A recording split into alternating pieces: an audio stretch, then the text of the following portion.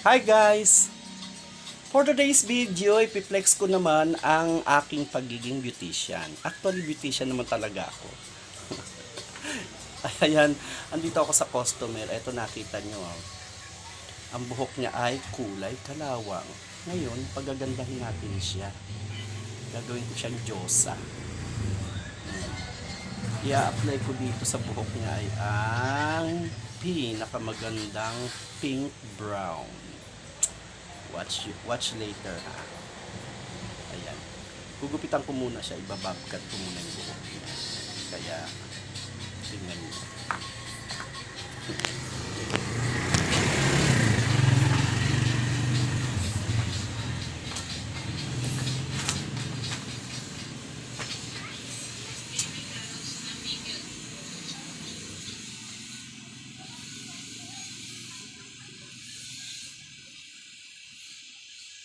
Genitalia.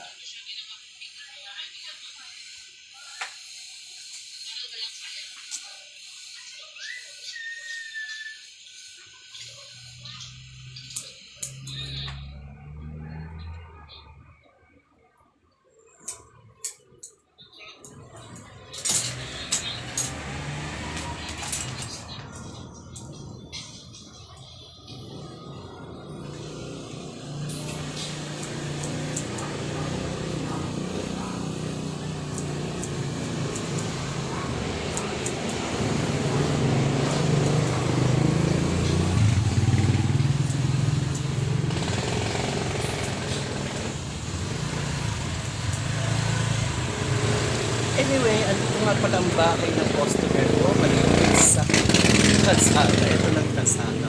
Kaya maingay yung sasakyan.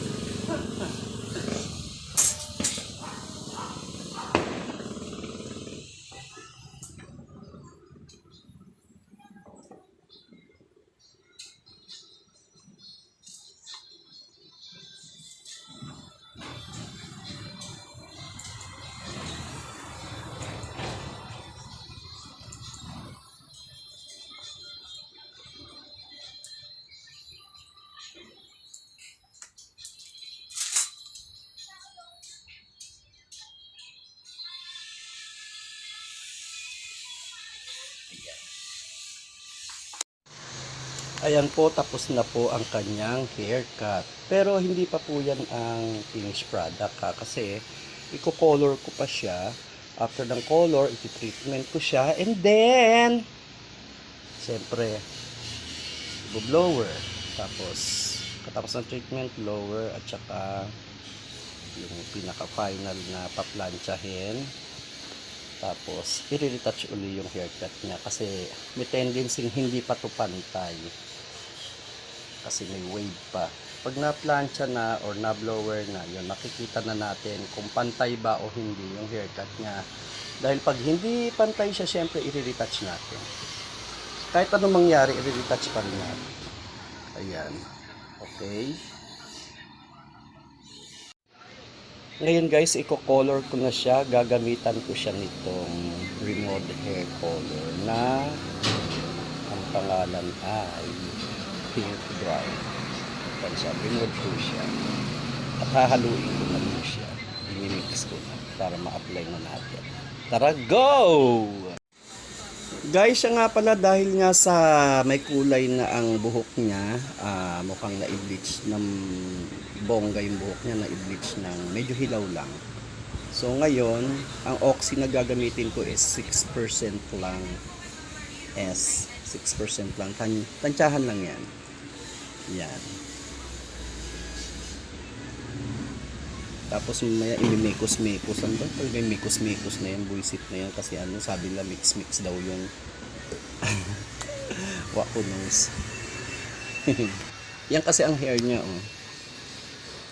Ayan. Parang na-bleach ng hilaw. So, dahil sa may kulay, 6% lang ang gagamitin kong oxy. At saka may white hair siya, eh.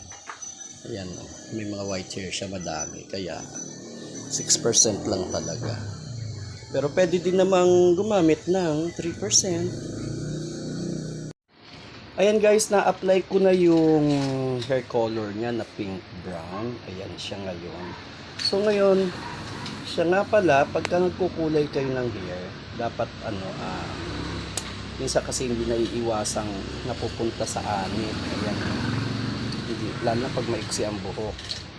So ngayon, pag napupunta sa anit at nakatambak sa anit yung kulay, ibig sabihin yan, pag nakatambak, mas kumukulay itong mga roots. Mas matingkad ang kulay ng mga roots kaysa dito sa dating buhok. Kaya para maiwasan yung gano'n, kasi pangit ang kinakalabasan nun eh. Para, syempre, mas matingkad yung sa roots, tapos dito darker. Para maiwasan yung gano'n, yung ganong sitwasyon, ganong bagay is i-massage nyo. Ayan, massage nyo siya. Ayan, massage lang. Para hindi nakatambak sa anit. Para hindi tumingkad yung kulay sa bandang anit, sabay bandang tuktok. Ayan, ganyan lang. Ayan. Kasi yung iba pag nagkukulay, syempre, natatambak do sa anit yung kulay nila. So ngayon, mas tumitingkad yung dito sa may roots. Tapos ngayon, dito sa may bandang, yan, sa may bandang tips, mula rito sa kalahati hanggang dun sa tips ng buhok, darker ang kulay. Kaya pangit ang kinakalabasan.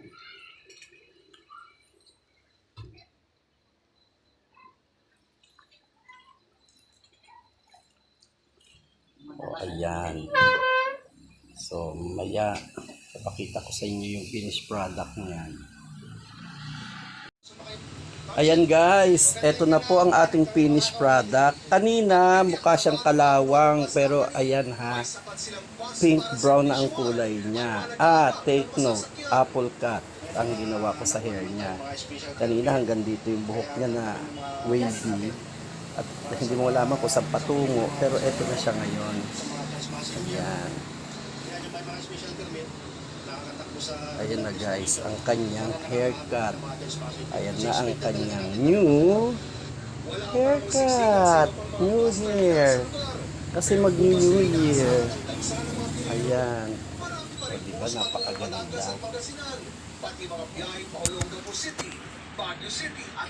First time kong ginamit ang pink brown anyway. Sa totoo lang, may white hair din naman kasi siya, kaya ang pinartner ko sa pink brown na yon is 6% lang. Kasi dati na nga siyang may kulay, para hindi mangarag, dapat mababang level ng oxy.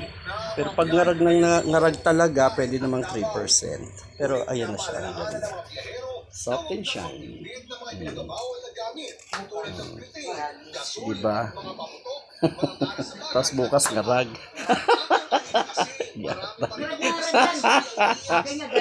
Sige guys, bye!